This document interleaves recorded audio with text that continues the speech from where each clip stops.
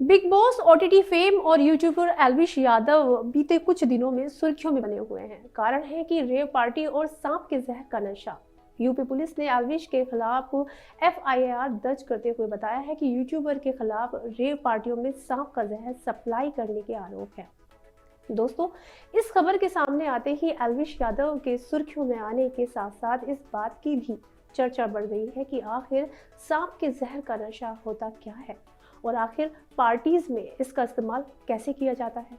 तो दोस्तों, आज की इस वीडियो में हम आपको इसी से जुड़ी पूरी जानकारी देंगे ताकि आप इससे जुड़ी एक एक बात आसानी से समझ सके। तो चलिए अपने आज के इस वीडियो को शुरू करते हैं। दोस्तों, रेव पार्टी में इन दिनों नशे के लिए कई तरह की दवाओं का इस्तेमाल किया जाता है।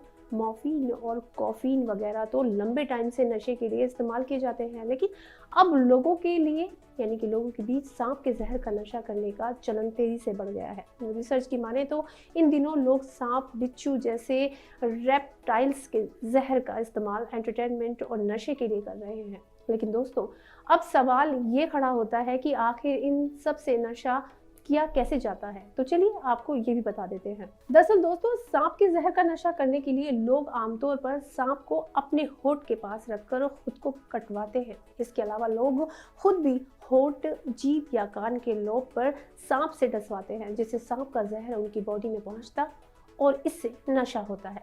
दोस्तों, लोग इस तरह का नशा इसलिए करते हैं ताकि वो लंबे टाइम तक नशे में रह सके। हालांकि दोस्तों, ये बात भी ध्यान देने वाली है कि हर तरह के सांप के जहर से नशा नहीं किया जा सकता है। इसके लिए कुछ खास वैरायटी के सांपों का ही इस्तेमाल किया जाता है, जैसे कि बुगरागस कैरियल्स, नाजा, रेड स्नैक और ग्रीन वाइन स्नैक।